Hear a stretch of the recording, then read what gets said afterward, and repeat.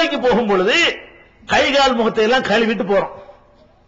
கையை கழுவி, முகத்தை கழுவி, தலைக்கு மசாஜ் செய்து, கால்களை எல்லாம் கழுவி சுத்தமா உள்ளக போறோம். போகும்போது எந்த வாசமும் இல்லாம, எந்த சத்தமும் இல்லாம காத்து பிரிஞ்சிருச்சு. ஒரு உள்ளக போயாச்சு, உள்ள உட்கார்ந்துட்டு இருக்கோம், காத்து பிரிஞ்சிருச்சு, வாயு ஒளிப்பட்டுருச்சு, சத்தமும் வரல, நாத்தமும் வரல. உட்கார்ந்துட்டு இருப்பீங்களா?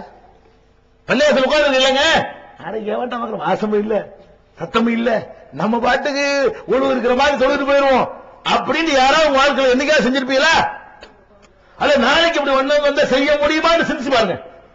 நாளைக்கு ஒரு நாளைக்கு நம்ம பள்ளிவாசல்ல ஒழுங்கு செய்து உட்கார்ந்த பிறகு நம்ம அறியாம காத்து பிரிந்து விட்டது என்று சொன்னால் உடனே கை கால் முகத்தை மறுபடி கழுவிட்டு வந்து நம்ம தொழில் ஒன்று விளங்கி வச்சிருக்கிறோம். அப்படி விளங்கி இருக்கிற நமக்கு காற்று பிரிந்து விட்டால் அப்படியே உட்கார்ந்து இருப்பீங்களா, அல்லது வெளியே வந்து மறுபடி கை கால் முகத்தை கழுவி உணவு செய்து விட்டு மறுபடி தொழுவீங்களா? உங்கள ஒருவர் கூட அப்படி உட்கார்ந்து இருக்க மாட்டீங்க. யாராச்சும் உட்கார்ந்து இருக்க மாட்டீங்க, வந்துருங்க வெளியே. ஏன் வர்றீங்க? அல்லாஹ் பார்க்கறான்ல, உத்தரம் பார்க்கல. வாசத்தை வந்து மனுஷன் மூக்கு விளங்காம இருக்கலாம், அல்லாஹ் ரப்பல் ஆலமீனுக்கு விளங்குமே. சில ஒரு குறிப்பிட்ட சத்தத்தை நம்ம கேட்க முடியும், அவனுக்கு சத்தம் இல்லாட்டாலும் அவன் கேட்பானே. அப்ப சத்தம் இல்லாட்டாலும் கேட்கிற ஒருத்தர் இருக்கிறான், வாசம் வராட்டாலும் மோப்பம் பிடிக்கிற ஒருத்தர் இருக்கிறான். அவனை ஏமாத்த இயலாது, அவன் இறுக்கி போடுவான் அப்படிங்கிற பயம் எல்லார் உள்ளத்திலும் இருக்குது. யாரும் இறையச்சம் இல்லாதவர்களா இல்ல. என்ன கோளாறு பண்றோம்னு கேட்டா, அந்த இறையச்சத்தை வலிமைப்படுத்தாமல் இருக்கிறோம். இருக்குது இறையச்சம் இருக்க போய்தான் உணவு முறிந்து விட்டால் உடனே தொழுதுகிட்டு இருக்கும் உணவு முடிஞ்ச வெளியே உடையாந்துருவாங்க. தொழுகையில் ஈடுபட்டுட்டோம், 4 பேர் என்ன நினைப்பான்னு பார்க்க மாட்டோம். காற்று பிரிஞ்சால் உடனே சப்புகளை கடந்து ஓடி வந்து என்ன செய்கிறோம், திரும்ப ஒழு செய்து விட்டு மறுபடி போய் சப்புல நின்று நம்ம ஸ்டார்டிங்ல தொழ ஆரம்பிக்கிறோம். ஏன் இப்படி செய்யறோம்? ஆண் இப்படித்தான் செய்யறோம், பெண் இப்படித்தான் செய்யறோம். அப்ப இதுல இருந்து நம்ம என்ன விளங்குறோம்னு கேட்டா, நம்மள அல்லாஹ் பார்க்கறான் அப்படின்னு விளங்குறோம்.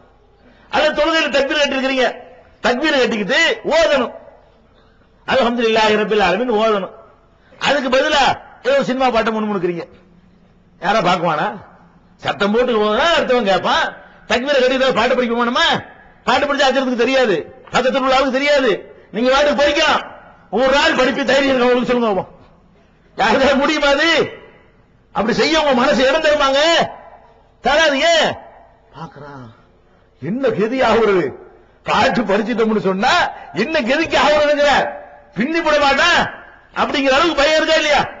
நம்ம எல்லாருக்குமே இருக்குது அந்த பயம் இருக்கிறது. அந்த பயத்தை டெவலப் பண்ணுங்க, அதுக்குதான் அந்த வணக்கம்.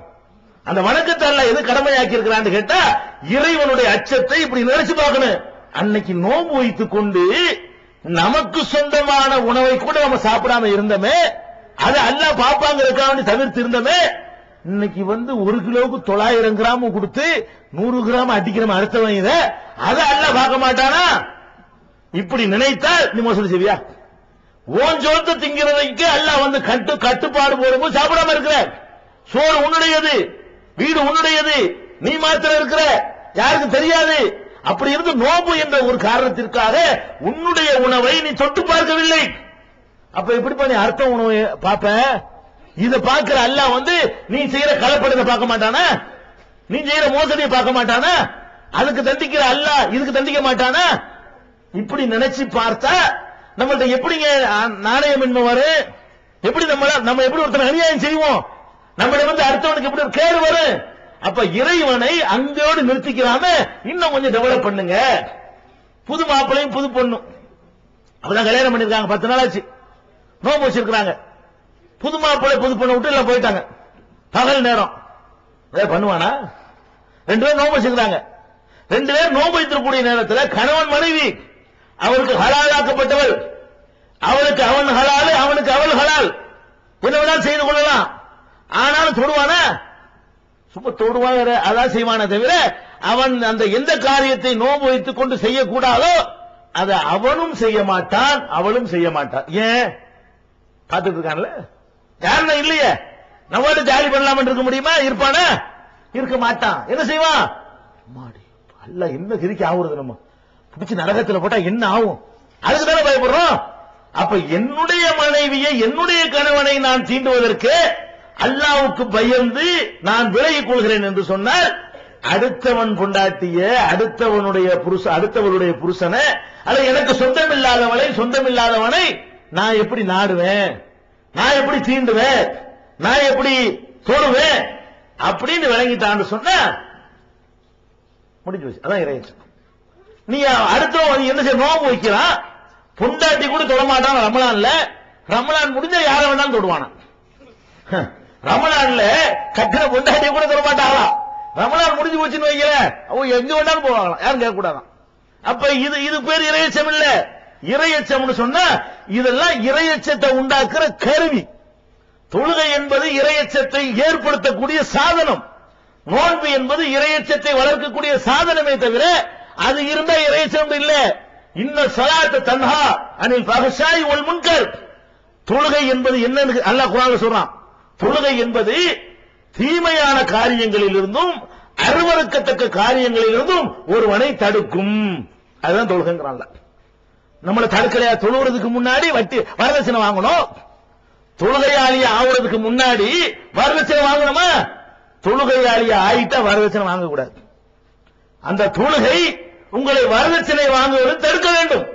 அதுக்கு தான் எல்லாம் கடமையாக்கி இருக்கான். ஏன் அல்லாஹ் பெண்ணை குடுன்னு சொல்றான், அவங்கள மகர் கொடுத்து கல்யாணம் பண்ணுங்கிறான். அவங்களுடைய எல்லா செலவுக்கும் நீ பொறுப்பேற்றுக்கன்னு சொல்றான். அவங்களுடைய உணவு உடை எல்லாத்துக்கும் பொறுப்பேற்றுக்கள் என்று அல்லாஹ் நம்ம மீது சுமத்தி இருக்கிறார். அப்படி இருக்கிற நேரத்தில் நம்ம போய் பொம்பளைகிட்ட கேட்டோம்னா அது அல்லாஹ்வுடைய கட்டளைக்கு மாற்றமானது அப்படின்னு நினைத்து ஒருவன் தொழுகையாளியா ஆன பிறகு இதை விலகி கொண்டான் என்று சொன்னால் அவன் தொழுகிற தொழுகை இந்த தீமையிலிருந்து தடுக்கிறது என்று சொன்னால் அவன் தொழுது அல்லாஹ்வை பயந்து என்று அர்த்தம். தொழுவாரா, வரதட்சணை வாங்குவாரா? அப்ப நீ என்ன நினைக்கிற? இந்த வரதட்சணை வாங்கின அவனுக்கு தெரியாது, அவனுக்கு அந்த பள்ளிவாசலை தாண்டி அவன் பார்வை வராது, நம்ம அப்படி நினைக்கிறோம். அர்த்தம் அது வாயினால சொல்றது இல்ல. நம்ம என்ன நினைக்கிறோம்னு கேட்டா நமக்குள்ள ரகசியமா ஊருக்கு தெரியாம கொடுத்து வாங்கிக்கிறோம், ஒருத்தருக்கு யாருக்கு தெரிய போகுது அப்படின்னு தட்டு மாத்துனீங்கன்னு சொன்னா அப்ப நீங்க என்ன நினைக்கிறீங்க? அல்லாஹ் இந்த பள்ளிவாசலோட அவனுடைய பார்வை நிக்குமே தவிர நம்ம வீட்டுக்குள்ள நமக்குள்ள தனியா பேசிக்கிற பொருட்கள் வாங்கலாம் அவனுக்கு சென்று அடையாதுன்னு நினைக்கிறீங்க. இந்த தொழுகை அவனுக்கு என்னத்துக்கு? இந்த தொழுகை அல்லாஹ் தூக்கி மூஞ்சில எரிஞ்சிட மாட்டா? இந்த தொழுகை ஏத்துக்க நினைக்கிறீங்களா? அதே மாதிரி தொழுகை என்ற இந்த காரியத்தை செய்த பிறகு, அதுல ஈடுபட்ட பிறகு, நோன்புங்கிற இந்த வணக்கத்தை செய்த பிறகு ஒரு மாசம் நோன்பு வச்சீங்க எல்லாரும். நேற்று வரைக்கும் வட்டி கடன் வாங்கினீங்க. உங்க ஊர்ல தலைவிரிச்சாருன்னு நான் கேள்விப்படுறேன். வட்டிங்கிறது முஸ்லீம்கள் பெருக்கக்கூடிய இந்த இளையாங்குடியில முஸ்லீம்களே வட்டி வாங்கி தொழில் செய்கிற நிலைமை, வட்டி வாங்கி பல தப்பான காரியங்களை செய்யக்கூடிய நிலைமை எல்லாம் இன்றைக்கு நிலவுகிறத பார்க்கிறோம். அப்ப நீங்க ரமலான்ல நோன்பு வச்சிட்டீங்கல்ல, இறைவனை அஞ்சுவதற்கு தான் நோன்பு வச்சீங்க. இறைவன் எதையெல்லாம் தடுத்தாரோ அதையெல்லாம் நான் விட்டுருவேன் நினைச்சு நோன்பு வைக்கணும். அதுதான் நோன்புங்கிற அதற்குத்தான் வைத்தது. உண்மையாக இருந்தால் வட்டியை அல்லாஹ் தடுத்திருக்கிறானா இல்லையா? லேசாவா தடுத்திருக்கிறான்? அந்த மாதிரி கடுமையா எதையும் தடுக்கல. அந்த ஒரு செயலுக்குத்தான் அல்லாஹ் ஒரு கடும் வார்த்தை யூஸ் பண்றான். அந்த வார்த்தையை வேற எதுக்கும் யூஸ் பண்ணல. விபச்சாரத்திற்கு கூட அந்த கடுமையான சொல்லை அல்லாஹ் பயன்படுத்தவில்லை. இணை கற்பிப்பவர்களுக்கு கூட அந்த கடுமையான வார்த்தையை அல்லாஹ் யூஸ் பண்ணல. என்ன வார்த்தை?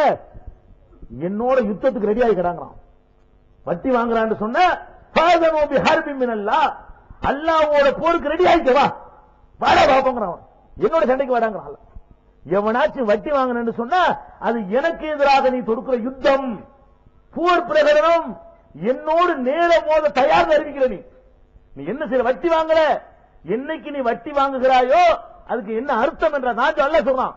அல்லாஹ் சொல்றான், நீ என்னைக்கு வட்டி வாங்குறியோ எனக்கு எதிராக யா அல்லாஹ் உன்னை எதிர்க்க நான் ரெடி, உன்னை சந்திக்க நான் தயார், உன்னை எதிர்கொள்ள நான் ரெடின்னு சொல்லி நீ டிக்ளேர் பண்றதாங்க அல்லாஹ். அப்ப அவ்வளவு பெரிய அல்லாஹ்வுக்கு எதிராக வார் யுத்தம் என்று சொல்ற ஒரு காரியத்தை முஸ்லீம் சொல்லி